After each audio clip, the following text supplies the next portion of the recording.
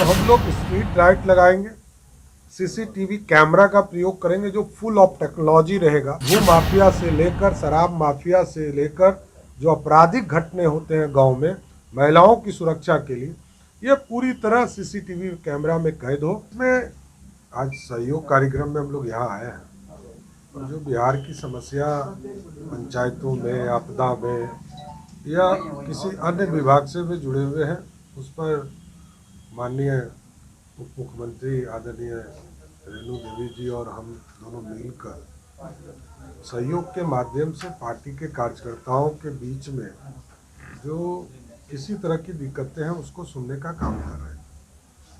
स्वाभाविक है कि एक ऐतिहासिक फैसले के तहत बिहार में हम लोगों ने पंचायती राज का जो चुनाव था उसको कराने का काम किया।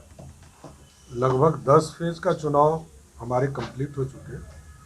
आप लोगों को ज्ञात होगा कि तेलंगाना, चंडीगढ़ और पौंडीचेरी से लोग आए, वहाँ के आयुक्त आए और उन लोगों ने बिहार मॉडल को एक तरह से अपनाने का एक निर्णय लिया है कि हम बायोमेट्रिक, पहली बार बिहार में हम लोगों ने यूज़ किया बायोमेट्रिक, जिससे बोगस वोटिंग की जो परंपरा रही थी वो धीरे धीरे खत्म हो रहा है।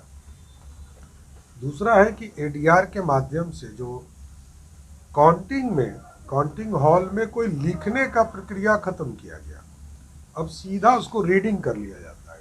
यदि ईवीएम खुलते हैं वहाँ सीधा वेबकास्ट के माध्यम से उसको रीड करके इस प्रक्रिया को अपनाया गया, जिससे कि कोई जो गलतियाँ होती थी कि किसी को 500 आया तो उसको 400 लिख दिया, यह सारी प्रक्रिया खत्म हो गया। और बायोमेट्रिक और ईवीएम, ये 3 बड़े प्रयोग हम लोगों ने बिहार के पंचायती राज के चुनाव में किया।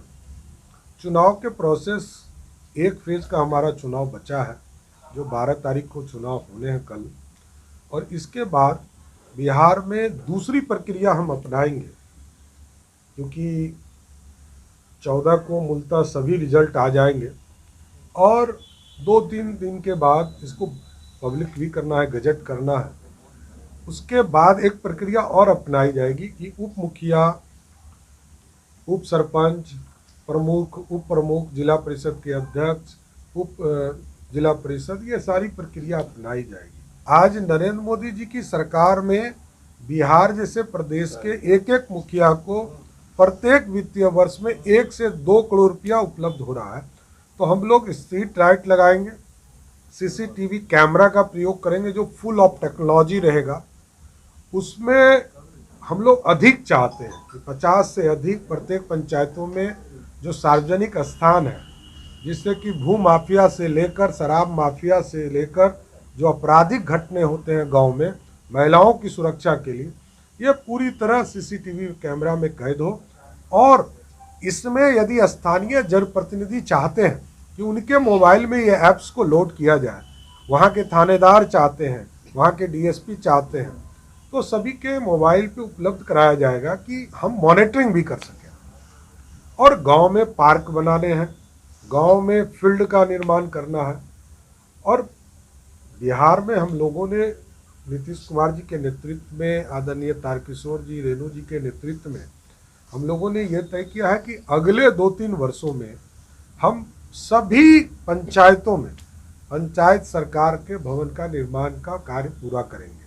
अभी तक हम लोग 3000 से अधिक जगह पर काम कर रहे हैं, इस कार्य को भी आगे करना है। स्ट्रीट लाइट लगाने का काम करेंगे, कचरा प्रबंधन का काम करेंगे। और आपने देखा कि वर्ल्ड लेवल पर अभी नरेंद्र मोदी जी, हमारे केंद्रीय मंत्री भूपेंद्र यादव जी गए थे और वहाँ पर पर्यावरण पर चर्चा हुई।